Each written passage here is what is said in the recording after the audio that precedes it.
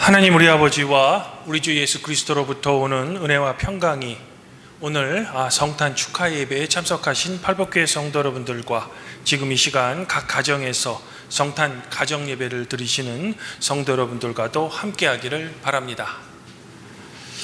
우리는 현재 전혀 예기치 못한 코로나 바이러스로 인해 많은 불편함 그리고 아주 힘든 시간을 보내고 있습니다.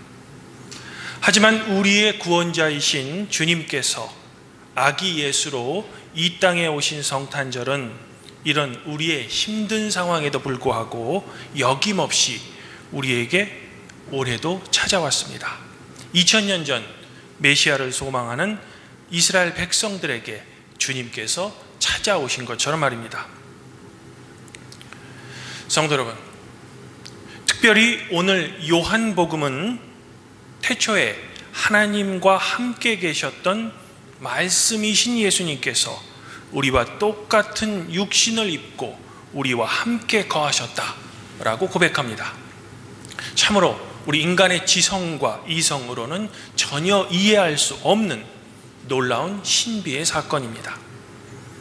그래서인지 이런 신비의 사건은 우리 기독교가 막 생겨났을 때도 그리스도인들 사이에 많이 화제가 되었습니다. 이른바 말하는 이제 기독론이라고 불리우는 예수 그리스도는 과연 누구신가? 라는 이 신학적인 질문에 대해 고대교회의 신학자들 간에 이제 많은 논쟁들이 있었던 겁니다. 이런 논쟁 중에 나온 결과물 중에 하나가 바로 우리가 함께 방금 고백한 니케아 콘스탄티노플 신조입니다. 특별히 오늘 고백한 니케아 콘스탄티노플 신조는 서방교회 전통에 서 있는 신조라서 이 성령이 성부와 성자에게 모두 나온다고 고백합니다. 이제 앞으로 2022년 1월에 있을 교회 일치를 위한 기도 주간에는 신앙 고백을 에큐메니칼 신조로 고백할 계획인데 그때 왜 이 부분이 신학적으로 중요한지 제가 다시 한번 성도 여러분들에게 말씀드리도록 하겠습니다. 여하튼 이 짧은 설교 시간에 매우 복잡했던 예수 그리스도는 과연 누구인가? 라는 많은 논쟁의 역사에 대해서 다 말씀드리지는 못합니다. 결론만 짧게 말씀드리면 예수 그리스도는 완전한 하나님이시며 또한 완전한 인간이시다라는 겁니다. 이것을 라틴어로 표현한 문구가 바로 베레 호모, 베레 데우스가 되는 겁니다. 종교개혁자였던 마틴 루터도 신부로서 또한 신학 박사로서 이러한 교회의 논쟁들 그리고 교리를 잘 알고 있었습니다. 물론 루터 자신도 자신의 신앙으로 이를 고백하기도 했죠. 그러나 루터가 더 중요하게 생각했던 것은 예수 그리스도에 대한 신학자들의 이런 신학적인 논쟁보다는 신자의 한 개인이 그리스도에 의해 붙잡히는 실존적인 문제를 더 중요시 여겼습니다. 그리고 더불어 그리스도에 대한 어떤 철학적인 이론보다는 그리스도에 대한 선포가 루터에게는 훨씬 더 중요했습니다. 즉 루터에게 중요한 점은 그리스도에 대한 교리 그 자체보다는 우리의 구원자이신 예수 그리스도 그분 자체가 더 중요하다는 거죠. 이런 면에서 종교개혁자 마틴 루터는 철저하게 교회 목회에 기반을 둔 성서학자이며 개혁자였다는 겁니다.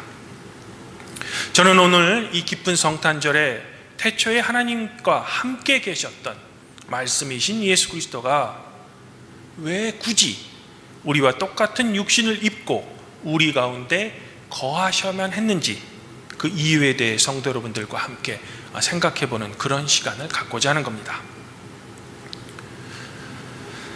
성도 여러분, 오늘 이사야서 52장 10절은 나라를 잃어버리고 먼 타국인 바벨론에 사로잡혀 와 있는 백성들에게 이사야 선지자가 다음과 같은 아주 기쁜 소식을 선포합니다.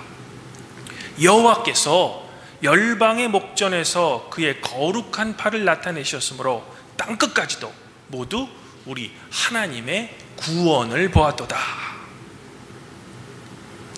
당시 고대 근동의 정치적 그리고 군사적 상황에서 이런 이사야 선지자의 기쁜 소식이 과연 현실적으로는 가능한지 바벨론 사람들은 의심을 품었을 겁니다. 아니, 조소했을 겁니다. 그래서 오늘 시편 2편의 기록처럼 세상의 실제적인 권력자들은 야, 우리가 여호와와 그의 기름 부음 받은 자들을 대적하자라고 했던 겁니다. 즉 이사야의 이런 선포는 포로로 잡혀있는 이스라엘 백성에게 그저 헛된 희망만을 주는 전혀 실현 가능성이 없는 망상 같은 이야기라는 거죠. 하지만 오늘 시편에서는 하나님의 이 구원 계획에 대해 이렇게 대항하는 이방의 왕을 이렇게 비웃습니다. 하늘에 계신 하나님이 웃으시며 주께서 그들을 비웃으신다. 그러면서 하나님께서는 당신을 대적하는 이런 이방의 나라의 군왕들을 질그릇처럼 부서신다고 단언하고 계시는 겁니다. 그리고 실제 우리 인간의 역사에서 바벨론은 하나님의 선포처럼 페르시아에게 멸망당했으며 이스라엘은 결국 조국 땅으로 귀환했죠. 그러면 왜 하나님께서는 하나님을 배반했던 이스라엘을 이렇게까지 다시 구원하고자 하시는 걸까? 그것은 바로 사무엘하 7장에 나오는 하나님과 다윗과의 언약 때문입니다. 즉 하나님께서는 당신 자신의 언약에 매우 충실한 분이시라는 겁니다. 언약의 또 다른 당사자인 이스라엘이 하나님과의 언약을 지키지 않더라도 말입니다. 사랑하는 성도 여러분, 하나님께서는 이처럼 당신의 언약에 충실하신 분 또는 언약에 매이신 분이시기 때문에 태초에 하나님과 같이 계셨던 말씀이신 예수 그리스도를 이 땅에 보내신 겁니다. 즉 하나님께서는 당신 자신의 언약을 지키기 위해 이 세상의 구원자이신 예수 그리스도를 이 땅에 보내셨다는 겁니다. 그리고 과거의 역사에서 하나님께 패역했던 이스라엘지라도 이스라엘은 하나님이 사랑하는 장자이기 때문에 그들을 포기하지 않고 바벨론의 포로에서 구원해 주셨던 것처럼 이 세상이 악할지라도 사랑이신 하나님은 여러분들을 포기하지 않으시고 예수 그리스도를 바로 우리의 구원자로 이 땅에 보내셨다는 겁니다.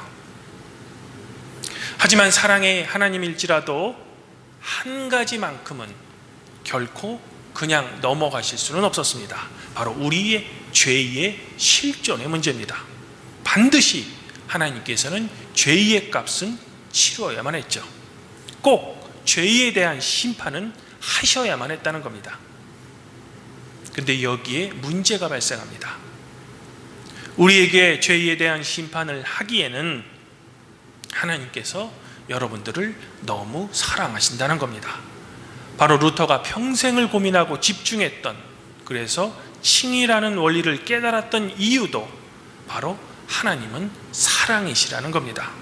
그래서 하나님께서 선택하신 방법이 바로 우리와 똑같은 육신의 몸으로 당신의 독생자를 우리에게 보내신 겁니다. 왜?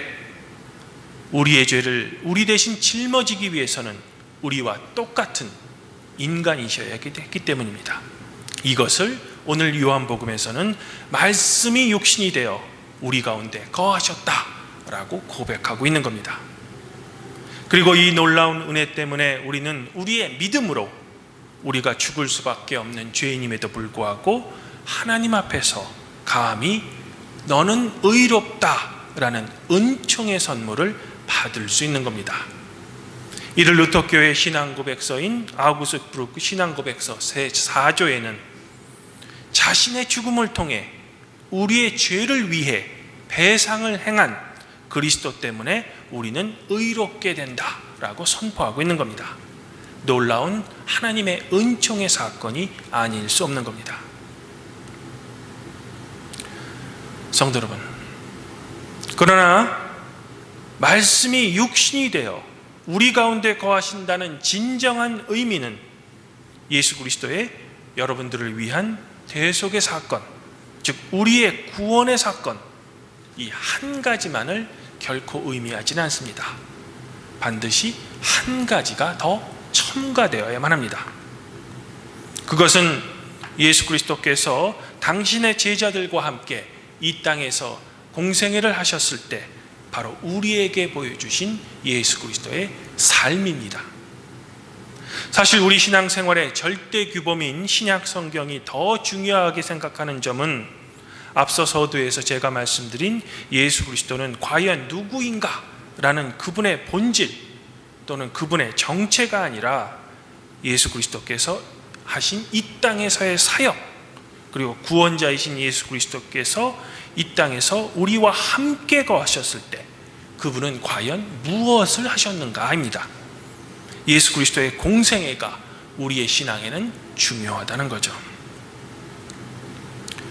오늘 같은 연말이 되면 길에서 여러분들이 흔히 볼 수 있는 광경이 있습니다.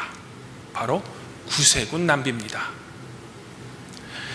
보통 사람들은 이런 자선 낭비를 운영하는 구세군을 일종의 자선단체 정도로 생각합니다. 하지만 구세군은 우리 루터교회처럼 엄연히 교회입니다. 감리교 목사인 윌리엄 부스 목사가 빈민 선교를 하기 위해 시작한 운동으로부터 창시된 교회죠. 이들 구세군은 사람들을 구원하기 위해 자신들이 구원을 받았고 사람들에게 봉사하기 위해 구원을 받았다라고 고백하면서 예수 그리스도가 우리에게 보여주신 긍휼의 마음을 몸소 자신들의 삶에서 실천하며 살고 있는 겁니다. 물론 우리 루터교회에서도 이와 비슷한 목사님이 한 분 계십니다. 바로 요한 비에른 목사님이십니다. 비에른 목사님이 시작한 라우의 하우스, 우리말로 굳이 번역하면 구원의 집을 통해 비에른 목사는 가난한 청소년들을 교육시켰습니다. 그리고 그가 시작했던 내적 선교를 바이렌주 레의 목사가 이어받아 디아코니아라고 불리우는 사회사업을 보다 조직적으로 실천해서 이 디아코니아 사업을 독일 전 지역에 뿌리내리게 하는 겁니다. 결국 이 전통이 지금 현대 독일의 사회복지체제의 기반이 된 겁니다. 주님 안에서 한 형제자매인 팔복교회 성도 여러분, 올해 우리 팔복교회는 코로나19라는 크나큰 재난 속에서도 지난 2020년부터 시작했던 루터대학교 용인노인복지센터 후원, 그리고 상갈동 행정복지센터를 통한 지역사회 사업을 계속 이어갔습니다. 바로 말씀이 육신이 되어 우리 가운데 거하신 예수 그리스도의 삶을 우리 교회와 성도들이 담고 조금이라도 실천하기 위해 시작했던 교회의 사역입니다. 더욱이 사람들 간의 만남이 제한되는 이런 코로나 상황에서 더욱더 외로움과 소외감으로 지칠 사회 소외계층에 적합한 교회의 선교 사업인 겁니다. 하나님께서 고아와 과부와 나그네의 하나님이신 것처럼 또한 늘 사회의 소외계층과 함께 계셨던 예수님의 공생애를 담고자 하는 우리 팔복교회 선교의 실천의 현장인 겁니다. 이제 우리에게 성큼 다가온 2022년에는 2021년보다 이 사회사업을 더욱 활성화할 계획입니다. 그래서 지난주에 있었던 사회사업부의 예산도 조금은 늘렸고 감사하게도 위원들이 이를 긍정적으로 받아주었습니다. 하지만 실질적인 교회의 사회사업에 앞서 반드시 먼저 선행되어야 될 그런 사업이 있습니다. 그것은 바로 여러분들의 영성, 그리고 여러분들을 위한 신앙 교육이 됩니다. 기독교 정신 없이 실천하는 사회사업은 결코 교회의 사업이 될 수 없기 때문이죠.